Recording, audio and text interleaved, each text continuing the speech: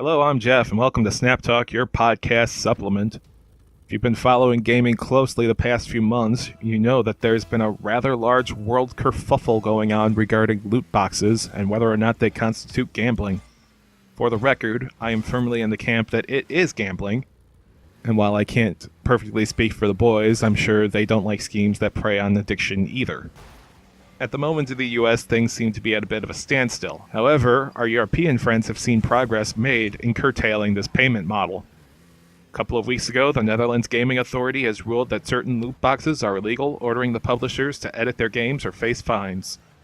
Meanwhile, Belgium has gone even farther, declaring 3 specific games, FIFA 18, Counter-Strike Global Offensive, and Overwatch, were found to be in violation to their gambling laws, forcing the 3 games to remove loot boxes or face fines and jail time.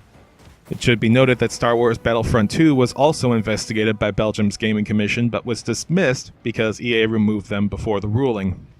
Now, I'm sure you hearing those countries' names probably are thinking, well, those are smaller countries. And yes, Netherlands and Belgium are on the smaller side, even for Europe. But these are still significant steps in curtailing loot boxes. First of all, they are still countries, and they are one of the first to actually take a stand on this issue. And second, I don't know if you know this, but Brussels, the capital of Belgium, just so happens to also be the home of European Parliament. So Belgium is literally the home of the European Union. And in case you're wondering, yes, other European Union countries are also looking at this. Germany and the Scandinavian countries are all investigating as we speak, as is Great Britain. And I don't know exactly where to place them because their European Union association seems to be a bit complicated these days. And the thing that needs to be remembered is that if there is a ban on this throughout even just most of Europe, this is still a good thing for the Americas.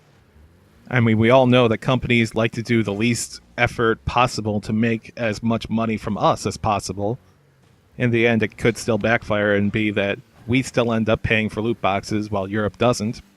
But with things being region-free from now on, maybe there's a way we can sort of tip the scales in our favor and get into the European versions of the PlayStation, Xbox, and eShop stores. These things are possible. After all, if we all start buying the European versions and the sales go up there and down in here, companies will have to realize that they are losing money because of these loot boxes. And they will have to change. Now, this wasn't the only consumer-friendly decision made recently. We'll get to that soon. For now, that is it for this episode of Snap Talk. If you liked what you saw, please like, comment, subscribe, and share with others. If you have a different opinion to what was stated, feel free to comment down below and we can talk about it. If you have an idea for another Snap Talk, leave a suggestion below, and if I feel I can get enough material together, I may talk about it in a future episode. Today's featured game is Rocket League, with this being the Switch version. And, as I found out recently, Rocket League has loot boxes or crates that you purchase keys for with real-world money. And no, I'm not happy about that. I'm Jeff from Some Nerdy Arguments, and I'll talk to you soon.